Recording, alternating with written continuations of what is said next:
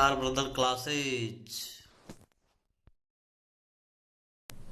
नमस्कार साथियों, मैं राकेश कुमार आपके अपने YouTube channel DR brother classes में आप सभी का स्वागत करता हूं। साथियों, आज मैं आपके लिए लेकर आया हूं बाल विकास एवं शिक्षा शास्त्र की एक बहुत ही महत्वपूर्ण कक्षा, जिसमें हम जानेंगे चिंतन के बारे में। साथियों, चिंतन क्या होता है, चिंतन के क्या साधन होते हैं, चिंतन के कितने सोपान होते हैं, इन सभी के बारे में हम चर्चा करेंगे। आप सभी साथी कक्षा के अंत तक बने रहे। साथियों, शुरुआत करते हैं आज की हमारी कक्षा की। आप सभी साथी इतना जानते होंगे कि जो चिंतन होता है उसको हम अंग्रेजी में हम थिंकिंग कहते हैं। क्या कहते हैं? थिंकिंग कहते हैं। साथियों, जो चिंतन है एक प्रकार से संज्ञानात्मक प्रक्रिया है। क्या है साथियों? संज्ञानात्मक प्रक्रिया है। यह ज्ञानात्मक प्रक्रिया हम इस प्रकार से कहें। साथियों, जो संज्ञानात्मक प्रक्रिया से यहाँ पर जो तात्पर्य है, हमारा जो मस्तिष्क की जो क्रियाएं होती है, बुद्धि की जो क्रियाएं होती है, हमारे बुद्धि से संबंधित है। हमने साथियों जब अधिगम के क्षेत्र पढ़े थे तब 3 क्षेत्र के बारे में पढ़ा होगा, आपको याद हो तो साथियों सीखने के 3 क्षेत्र हमने पढ़े थे। इसमें संज्ञानात्मक क्षेत्र, भावात्मक क्षेत्र और क्रियात्मक क्षेत्र, जिसे मनोगत्यात्मक क्षेत्र भी कहते हैं। तो साथियों, हमारा जो संज्ञानात्मक क्षेत्र होता है वो बुद्धि की क्रियाओं से संबंधित होता है। जैसे हमारी जो मस्तिष्क की जो क्रियाएं होती है सभी प्रकार की, जैसे तर्क करना, संश्लेषण करना, विश्लेषण करना, ये सभी जो स्मृतिकरण, ये सभी हमारे क्या है? चिंतन से संबंधित है। यहाँ पर लिखा है संज्ञानात्मक प्रक्रिया। संज्ञानात्मक प्रक्रिया से तात्पर्य ये हमारे जो मस्तिष्क के द्वारा जो क्रिया की जाती है वो सभी चिंतन में आती है साथियों। या फिर हम इसे कहें अंग्रेजी में तो कॉग्निटिव एक्टिविटी कहते हैं साथियों। Cognitive activity. साथियों, इसी प्रकार से हम कहें संज्ञानात्मक प्रक्रिया, तो इसे मानसिक प्रक्रिया कह सकते हैं। मस्तिष्क से संबंधित होने के कारण ये क्या है? हमारी मानसिक प्रक्रिया है। संज्ञानात्मक प्रक्रिया या मानसिक प्रक्रिया से जब पूछा जा सकता है चिंतन किस प्रकार की प्रक्रिया है, संज्ञानात्मक प्रक्रिया, भावात्मक प्रक्रिया या फिर क्रियात्मक प्रक्रिया, तो आपका राइट आंसर होगा संज्ञानात्मक प्रक्रिया। इसी प्रकार आपसे यहाँ पर प्रश्न पूछा सकता है चिंतन किस प्रकार की प्रक्रिया है, शारीरिक, मानसिक, सामाजिक, जो भी आपसे पूछा जाए। तो यहाँ पर चिंतन क्या है? हमारी एक प्रकार से मेंटल प्रोसेस है। Thinking is a mental process. साथियों, जो मानसिक प्रक्रिया है, ये जो चिंतन है, इसका प्रारंभ कैसे होता है और इससे संबंधित जो प्रश्न है रीट 2015 में पूछा गया। साथियों, जो हमारा चिंतन है इसका प्रारंभ कैसे होता है? साथियों, जब बालक के सामने, किसी व्यक्ति के सामने कोई भी समस्या आती है, जैसे ही व्यक्ति के सामने समस्या आती है तो उस समस्या जैसे ही व्यक्ति के सामने आती है तो चिंतन का प्रारंभ होता है। चिंतन का प्रारंभ हो जाता है। तो ये प्रश्न रीट 2015 में पूछा गया था, चिंतन का प्रारंभ किसके द्वारा होता है साथियों? उसमें राइट ऑप्शन था समस्या। साथियों, जो समस्या से लेकर हमारे जब तक समस्या का समाधान नहीं निकलता, अर्थात समाधान तक, समस्या का जैसे ही समाधान हो जाता है, समस्या समाधान जैसे ही होता है, हमारा चिंतन बंद हो जाता है, चिंतन समाप्त हो जाता है साथियों। चिंतन की जो गति होती है वो रुक जाती है, चिंतन में विराम आ जाता है साथियों। अर्थात हम इसे इस प्रकार से कहें कि समस्या आरंभ होने से लेकर समस्या समाधान तक जो व्यक्ति क्रियाएं करता है, जो मानसिक व्यवहार करता है, वो हमारा चिंतन होता है। और समस्या समाधान संबंधी व्यवहार भी से कहा गया है चिंतन को।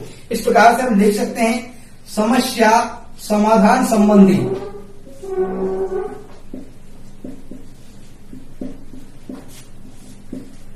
चिंतन को समस्या समाधान संबंधी व्यवहार भी कहा जाता है। इस प्रकार से जो चिंतन होता है साथियों, समस्या समाधान संबंधी व्यवहार है। और ये कहने वाले जो मनोवैज्ञानिक थे विटेकर महोदय ने ये कहा है कि जो चिंतन है एक प्रकार से समस्या समाधान संबंधी व्यवहार है साथियों। अगली विशेषता के बारे में हम जानने का प्रयास करते हैं कि चिंतन जो है साथियों, एक प्रकार से हम कहें चिंतन जो होता है प्रतीकों संप्रत्तियों के माध्यम से किया जाता है। अर्थात चिंतन एक प्रतीकात्मक प्रक्रिया है। क्या है साथियों? एक प्रतीकात्मक प्रक्रिया है। प्रतीकात्मक प्रक्रिया है। साथियों, जो चिंतन होता है एक अप्रकट व्यवहार है। क्या है? अप्रकट व्यवहार। कैसे है साथियों अप्रकट व्यवहार? उसी के बारे में हम चर्चा करेंगे। अप्रकट या अव्यक्त व्यवहार है।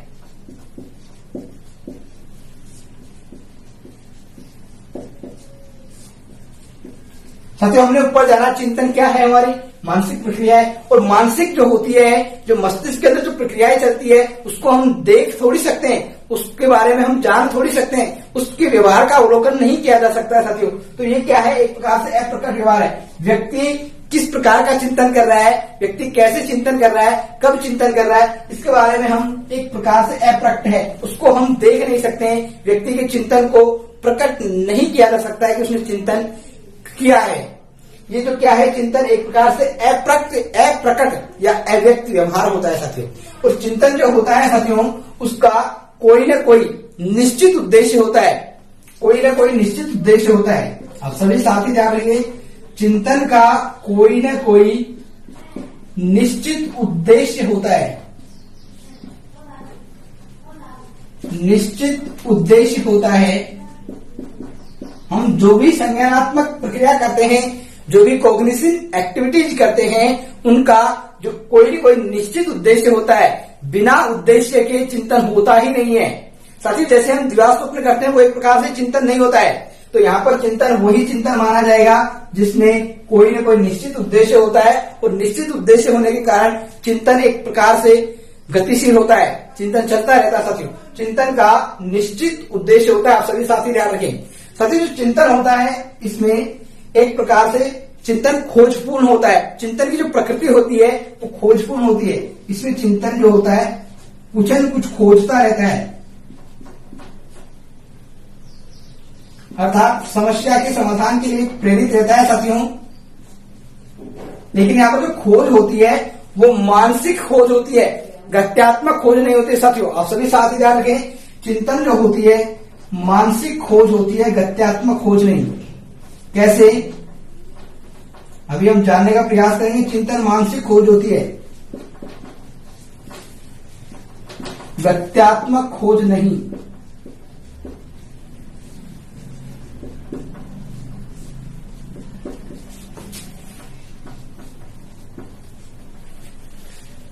खोज नहीं होती है साथियों।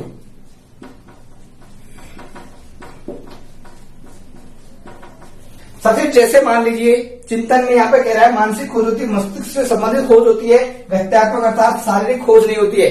जैसे मान लो हमने कहीं बाजार चले गए, ब्लॉक लगा के मकान के, जब आए वापस तो हमको चाबी, जब हम चाबी देखते हैं, चाबी ढूंढते हैं उस लॉक को खोलने के लिए, तो चाबी क्या है, हमारी जेब में रखते थे लेकिन वहां पर नहीं मिली।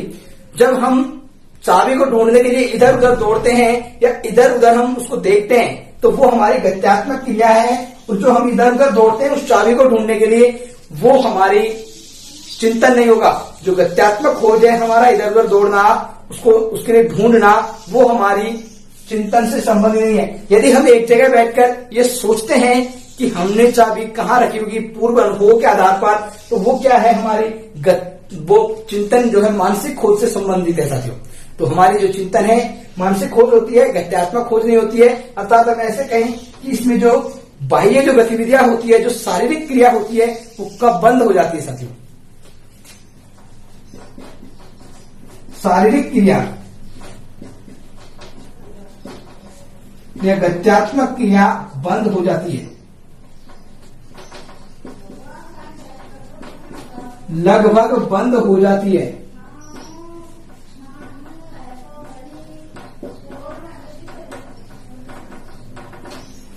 सबसे शारीरिक क्रिया है, गत्यात्मक क्रिया लगभग बंद हो जाती है। व्यक्ति जो होता है मानसिक रूप से ही चिंतन कर पाता है। व्यक्ति का जो चिंतन होता है वो आंतरिक मानसिक व्यवहार से संबंधित होता है। अभी हमने जाना अप्रकट या अव्यक्त व्यवहार है, अर्थात चिंतन क्या है, हमारे आंतरिक मानसिक व्यवहार से संबंधित है। किससे संबंधित है, आंतरिक मानसिक व्यवहार से संबंधित है। चिंतन क्या होता है, आंतरिक मानसिक व्यवहार होता है साथियों। इस प्रकार से चिंतन की विशेषता है, चिंतन जो होता है एक प्रकार से मध्यस्थ प्रक्रिया जो होती है, एक मध्यस्थ प्रक्रिया है। आप सभी साथी ध्यान रखें, मध्यस्थ कैसे है साथियों, थिंकिंग इज ए मीडिएशनल प्रोसेस, अर्थात मध्यस्थ प्रक्रिया। साथियों मध्यस्थ प्रक्रिया क्यों कहा गया है, जैसे हमने समस्या और समाधान, समस्या से लेकर समस्या समाधान तक की प्रक्रिया है, इसके मध्य जो कुछ भी घटित होता है, अर्थात हम ऐसे कहें कि किसी उद्दीपक, क्या कहे साथियों, किसी भी उद्दीपक को लेकर, उद्दीपक के कारण, किसी उद्दीपक के लिए स्वाभाविक रूप से हम जो उसके प्रति सही अनुक्रिया जो करते हैं,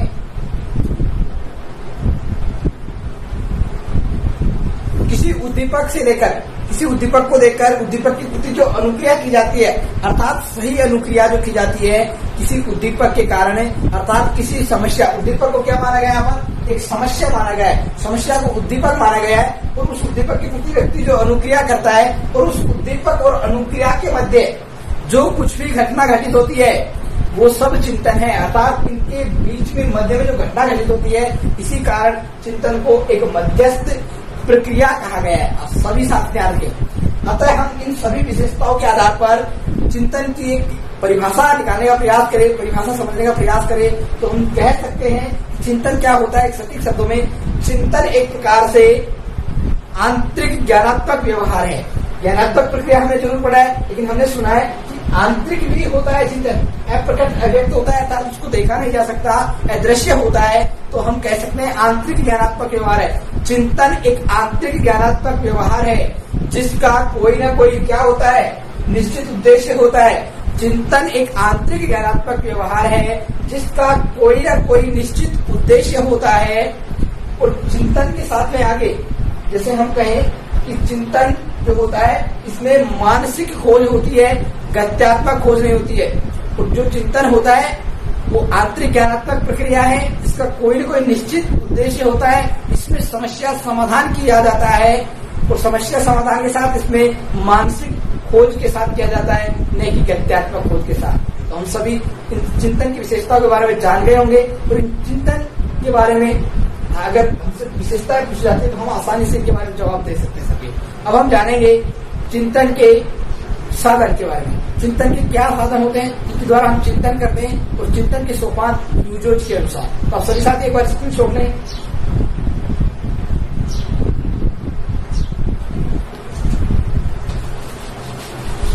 साथियों, आपको कक्षा कैसी लग रही है? अगर आपको कक्षा अच्छी लग रही है तो हमारी कक्षा को लाइक करें और ज्यादा से ज्यादा शेयर करें, जिससे और जरूरतमंद साथी हमारे साथ जुड़कर हमारी कक्षाओं का फायदा उठा सके। तो साथियों, हम शुरुआत करते हैं चिंतन के साधन के बारे में। चिंतन के कौन कौन से साधन होते हैं इसके बारे में हम चर्चा करेंगे।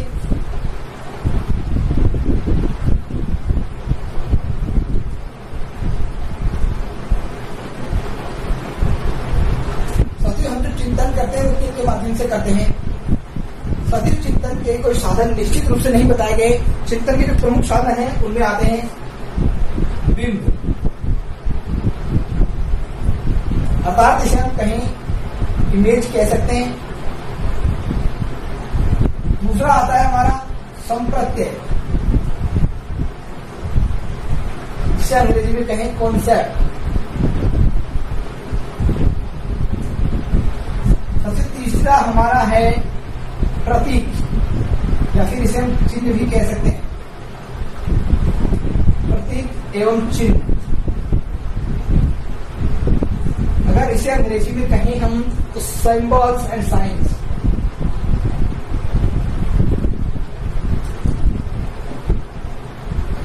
Symbolic and sign. साथियों, एक और साधन है भाषा। इन चारों के द्वारा हम चिंतन करते हैं। साथियों, जो चिंतन की जो प्रक्रिया होती है उसमें हम बिंब, संप्रत्यय, प्रतीक और भाषा का प्रयोग करते हुए हम चिंतन करते हैं। हम इनके बारे में जानेंगे। साथियों, बिंब क्या होता है, संप्रत्यय क्या होता है, प्रतीक क्या होता है और भाषा क्या होती है। साथियों, बिंब जैसे हम कहें एक प्रकार से इमेज, किसी चित्र का बनना, मानसिक चित्र। जैसे किसी भी विषय वस्तु के बारे में हमारी जो सामान्य धारणा होती है वो मानसिक बिंब को प्रदर्शित करता है। जैसे हमने किसी चीज, हम जो पूर्व ज्ञान के आधार पर जो कुछ भी सोचते हैं वो हमारे बिंब से संबंधित है। जैसे हम किसी बंदर को देखते ही बंदर के बारे में जो सामान्य धारणाएं होती है कि बंदर की पूंछ होती है, इस प्रकार की जो सामान्य धारणाएं होती है वो हमारे बिंब से संबंधित होती है। तो बिंब जो है चिंतन में बहुत ही महत्वपूर्ण भूमिका निभाता है। संप्रत्यय क्या होता है? कॉन्सेप्ट, अर्थात यहाँ पर किसी विचार का बनना, हमारा जैसे हमने बिंब माना मानसिक सामान्य धारणा, किसी वस्तु के प्रति एक विशेष धारणा। यहाँ पे सामान्य धारणा होता है बिंब में, और यहाँ पर विशेष धारणा होता है। जैसे हमने बंदर के बारे में सुना, बंदर के बारे में सुनते ही हमारे मन में या मस्तिष्क में, मन अर्थात यहाँ पर मस्तिष्क से लिया जाता है मनोविज्ञान में, मस्तिष्क में जो बंदर का चित्र बना, उस बंदर के चित्र के बनने के साथ साथ बंदर का जो हमारे व्यक्तिगत अनुभव के आधार पर जो बंदर की विशेषताएं होती है, बंदर का व्यवहार कैसा होता है, बंदर किस प्रकार से अपना व्यवहार करता है, उन सभी के बारे में हम जो विशेष धारणाएं होती है उनके बारे में हमें मस्तिष्क में एक प्रकार से चित्र उकरता है। साथी वो जो मानसिक अवधारणाएं होती है, या हम कहें अवधारणाएं विकसित कर लेना, किसी भी विषय वस्तु के बारे में हमारी जो अवधारणा होती है उस हम प्रत्येक को इंगित करती है। साथी चलते हैं प्रतीक एवं चिन्ह। साथियों प्रतीक और एवं चिन्ह जो होता है हमारी सामान्य जो वास्तविक अनुभव, जो वास्तविक विशेषताएं होती है उससे संबंधित है। जैसे हम कहें प्रतीक, जैसे रोड पे हम चलते हैं तो सिग्नल्स देखते होंगे आप सभी साथी, वो सब क्या है प्रतीक। जैसे हमारे सिग्नल्स होते हैं, हरी बत्ती का दिख जाना, जैसे आपको सिग्नल पर हरी बत्ती दिखाई देती है तो आप सभी साथी उस हरी बत्ती को देखते ही समझ जाते हैं कि अब हमें आगे चलना है। या फिर गणित पे हम देखते हैं प्लस का निशान, इसका मतलब आप समझ जाते हैं कि हमें यहाँ पर जोड़ करना है, जैसे इसका मतलब गुणा करना होता है। तो इस प्रकार के जो प्रतीक होते हैं, जो चिन्ह होते हैं, वो हमें अधिगम में सहायता करते हैं। हमारी जो भाषा होती है साथियों, भाषा भी चिंतन में सहायता करती है। भाषा क्या होती है, व्यक्ति चिंतन करते समय, व्यक्ति चिंतन करता है और चिंतन करते समय अपने आप से बातचीत करता है। तो अपने आप से बातचीत करने का जो माध्यम होता है व्यक्ति का, वो भाषा ही होता है। भाषा के माध्यम से ही व्यक्ति अपने चिंतन को अभिव्यक्त कर सकता है। तो भाषा के कारण ही हम चिंतन को क्या कहते हैं, एक और विशेषता लिख लीजिए आप साथियों, चिंतन को हम आंतरिक भाषण भी कहते हैं। आंतरिक भाषण अर्थात इनर स्पीच।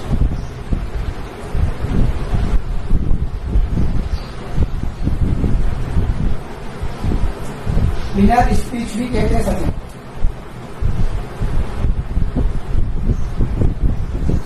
इनर स्पीच भी कहते हैं साथियों। आंतरिक भाषण से तात्पर्य यहाँ पर व्यक्ति अपने आप से बातचीत करता है। तो आप सभी साथ एक बार चिंतन के साधनों के स्क्रीनशॉट लें, फिर हम जानेंगे ह्यूजोज के अनुसार चिंतन के सोपान।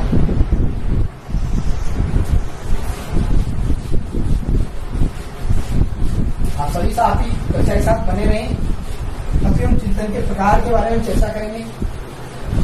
चिंतन से संबंधित आपका यहाँ पर एक भी प्रश्न नहीं छोड़ा जाएगा हमारी कक्षा में। आप सभी साथी बस हमारे साथ जुड़े रहे, वीडियो को लाइक करते रहे और शेयर करते रहे। साथी चिंतन के सोपान,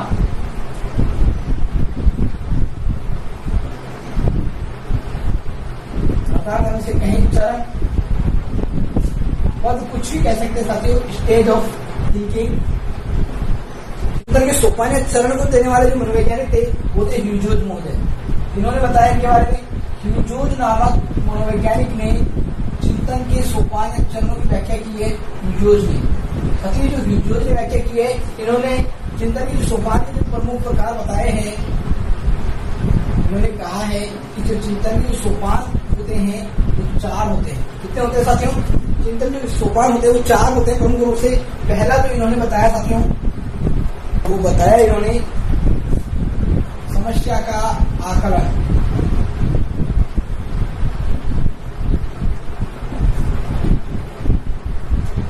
समस्या का आकलन करना। सदैव समस्या का आकलन करने से, जैसे अभी हमने जाना कि किसी भी समस्या में, किसी भी चिंतन का जो प्रारंभ होता है समस्या के प्रारंभ से होता है। जैसे कोई व्यक्ति के सामने समस्या आती है, व्यक्ति चिंतन प्रारंभ कर देता है, समस्या की उपस्थिति के द्वारा चिंतन का प्रारंभ होता है। तो हम कह सकते हैं कि समस्या को, जैसे हमारे सामने कोई समस्या आई, हम समस्या को देखेंगे कि किस प्रकार की समस्या है, हम इसका किस प्रकार से हल निकाल सकते हैं। समस्या को देखना कि समस्या का आकलन है साथियों। तो अगला जो बिंदु इन्होंने बताया, समस्या से संबंधित तथ्यों को संकलन, संबंधित तथ्यों का संकलन। जैसे हमने समस्या का आकलन किया कि किस प्रकार की समस्या है, तो हमने सोचा कि हम समस्या का समाधान कैसे निकाल सकते हैं और समस्या की समाधान निकालने के लिए हमें कौन कौन से तथ्यों की आवश्यकता पड़ेगी, कौन कौन से तथ्य हमें चाहिए, कौन कौन से डाटा उपयुक्त रहेंगे कि हम समस्या का समाधान निकाल सके। तो इसे कहते हैं तथ्यों की खोज।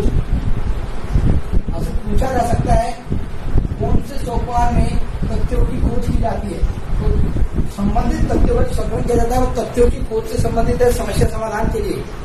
अगला चरण बताया साथी उन्होंने निष्कर्षों पर पहुंचना, निष्कर्ष पर पहुंचना।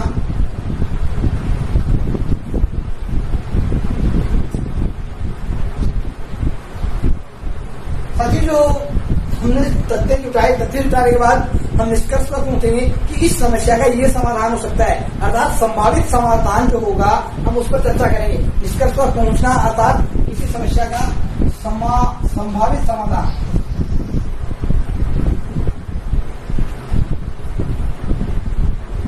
प्राप्त कर देना चाहिए।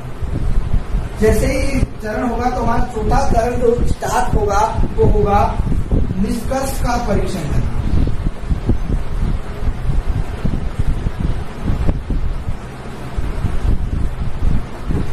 अर्थात हमें जो परिणाम प्राप्त हुआ है, इसके निष्कर्ष का जो परिणाम प्राप्त हुआ है उस परिणाम की पुनः जांच की जाएगी। क्या किया जाएगा साथियों? पुनः जांच करना कि हमने जो ये निष्कर्ष निकाला है ये निष्कर्ष किस स्तर तक सही है, किस स्तर तक गलत है, किस स्तर तक हम इस समस्या का समाधान अच्छे से किया है, इन सब का हम पुनः जांच करेंगे। तो अर्थात क्या है, इसमें हमें वैधता तथा विश्वसनीयता की जानकारी प्राप्त होगी। वैधता और विश्वसनीयता दो जो गुण होते हैं हमारे मूल्यांकन के होते हैं साथियों। तो इस परीक्षण के द्वारा जो हमारा चौथा चरण है उसके द्वारा वैधता और विश्वसनीयता की जांच होती है साथियों। वैधता का मतलब होता है जिस चीज के लिए हमें परीक्षण बनाया है उसी के लिए वो उसी का प्रयोग किया गया है, जिसके लिए बनाया गया है उसी का मापन हुआ है या नहीं। तो साथ ही निष्कर्ष का जो परीक्षण होता है आपसे इस प्रकार से प्रश्न पूछा जाएगा कि चिंतन का कौन सा सोपान वैधता तथा विश्वसनीयता की जांच करता है, वैधता विश्वसनीयता को मापता है। साथियों आपका जो जवाब होगा निष्कर्ष का परीक्षण जो है इन वैधता तथा विश्वसनीयता की जांच करता है। तो आप सभी साथी एक बार स्क्रीनशॉट लें साथियों। आज की हमारी कक्षा यही समाप्त होती है। मिलेंगे फिर से एक और शानदार कक्षा में। अगली जो कक्षा होगी हमारी चिंतन की ही होगी और चिंतन में हम जानेंगे चिंतन के प्रकार के बारे में साथियों। चिंतन के कितने प्रकार बताए हैं और उनके बारे में विस्तृत रूप से चर्चा करेंगे। तो आप सभी साथियों को अगर हमारी कक्षा अच्छी लगी है तो वीडियो को लाइक करें और अपने सभी साथी दोस्तों के साथ शेयर करें तथा जो भी नए साथी हैं हमारे चैनल को पहली बार देख रहे हैं चैनल को सब्सक्राइब करें और बगल में जो बेल आइकन है उसको प्रेस करके ऑल पर सेलेक्ट कर लें, जिससे आगे आने वाली जो वीडियो है हमारी उनसे संबंधित सूचना आप सभी को जल्द ही प्राप्त हो सके। हम DRV टीम की तरफ से आशा करते हैं कि आप सभी साथियों का भविष्य उज्जवल हो। आप सभी साथी जल्द ही शिक्षक बने, शिक्षक बनकर राष्ट्र निर्माण में अपना योगदान देवे तथा अपने माता पिता का नाम गौरवान्वित करें। धन्यवाद साथियों।